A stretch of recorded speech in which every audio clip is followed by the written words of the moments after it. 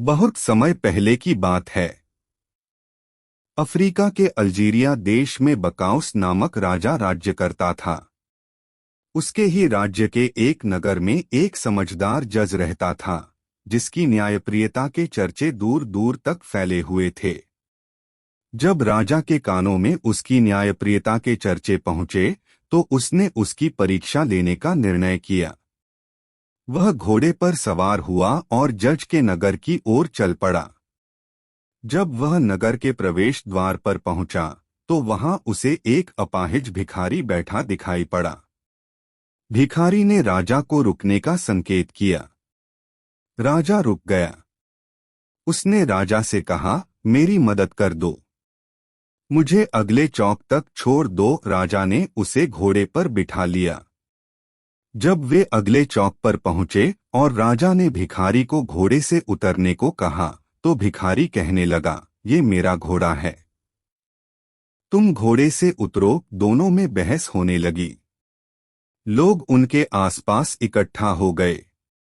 बहस बढ़ती देखकर लोगों ने मशविरा दिया कि वे लोग फैसले के लिए जज साहब के पास चले जाएं। दोनों कचहरी पहुंचे। कचहरी में बहुत भीड़ थी। जज साहब एक एक करके सबको बुलाकर उनकी दलीलें सुन रहे थे। सबसे पहले उन्होंने एक लेखक और किसान को बुलाया। उनके साथ एक स्त्री भी थी। लेखक ने स्त्री की तरफ इशारा करके कहा, जज साहब, ये स्त्री मेरी है। किसान ने कहा, ये झूठ बोल रहा है जज साहब, ये मेरी स्त्री है। जज साहब ने उनकी दलीलें सुनी। लेखक और किसान को उन्होंने अगले दिन आने को कहा। स्त्री को रोक लिया। उसके बाद उनके सामने कसाई और तेली हाजिर हुए। कसाई के कपड़ों पर खून से छींटे थे, वहीं तेली के कपड़ों पर जगह जगह तेल के दाग लगे हुए थे। कसाई के हाथ में पैसों की एक थैली थी। कसाई बोला, जज साहब, पैसों की ये थैली मेरी है। किसान बोला, नहीं जज साहब, ये थैली मेरी है। दोनों की दलीलें सुनकर जज साहब बोले, ये पैसों की थैली यहीं छोड़ जाओ। तुम दोनों कल आना, मैं कल फैसला करूंगा। अंत में राजा और भिखारी की बारी आई। राजा ने जज को सारी घटना बताई। तब जज ने कहा, घोड़े को यहीं छोड़ दो, तुम दोनों कल आना। अगले दिन कचहरी में सब हाजिर हुए। सबसे पहले जज साहब ने लेखक और किसान को बुलाया। दोनों सामने आए।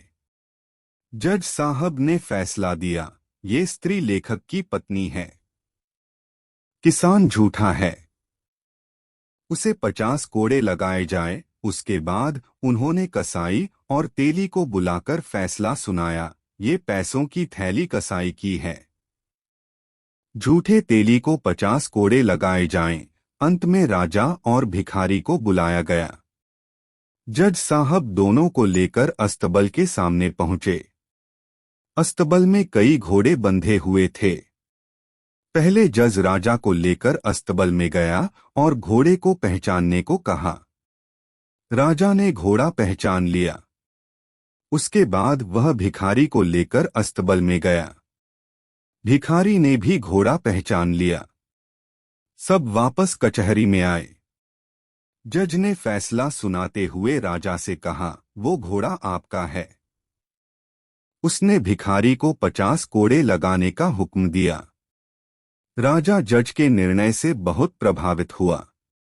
कचहरी की कार्यवाही समाप्त होने के बाद राजा जज के पास गया और पूछने लगा, जज साहब, मैं जानना चाहता हूं कि आप सारे फैसलों पर कैसे पहुंचे। जज ने बताया, मैंने आज सुबह महिला को दवात से पेन में स्याही भरने को कहा। उसने ये काम बखूबी किया। मैं समझ गया कि वह लेखक की पत्नी है। पैसों की थैली से सिक्के निकालकर मैंने रात में पानी के बर्तन में डाल दिए थे। सुबह मैंने देखा कि पानी की सतह पर तेल नहीं तैर रहा। मैं समझ गया कि तेली झूठ बोल रहा है। वो पैसों की थैली कसाई की है। घोड़े का मामला जरा पेचीदा था। फिर आप निर्णय तक कैसे पहुंचे? राजा ने पूछा। जज बताने लगा, आज सुबह जब मैं आप दोनों को अस्तबल ले गया और घोड़े को पहचानने को कहा, तो मेरा मकसद ये देखना नहीं था कि आप दोनों में से कौन घोड़े को पहचान पाता है, बल्कि ये देखना था कि घोड़ा आप दोनों में से किसे पहचानता है। जब आप घोड़े के पास पहुंचे तो घोड़ा खुशी से पूंछ हिलाने लगा, किंतु जब भिखारी घोड़े के पास गया तो उसने अपना पिछला पैर उठाया। मैं समझ गया कि आप घोड़े के मालिक हैं। राजा जज की समझदारी देखकर बहुत खुश हुआ। उसने अपना परिचय देते हुए जज को इनाम देना चाहा, पर जज ने विनम्रता से मना करते हुए कहा, ये तो मेरा कर्तव्य है और मैं पूरी निष्ठा से अपना कर्तव्य निभाता हूँ। सदा अपना काम पूरी निष्ठा के साथ करना चाहिए। फ्रेंड्स, आपको ये समझदार जज लियो टॉलस्टॉय की कहानी वर्टिकल बार की कहानी कैसी लगी? आप अपने कमेंट्स के द्वारा हमें अवश्य बताएं। ये अ जस्ट जज लियो Tolstoy story listenable story in Hindi पसंद आने पर लाइक और शेयर करें। ऐसी ही और moral stories, motivational stories and kids stories in Hindi पढ़ने के लिए हमें सब्सक्राइब कर लें। थैंक्स।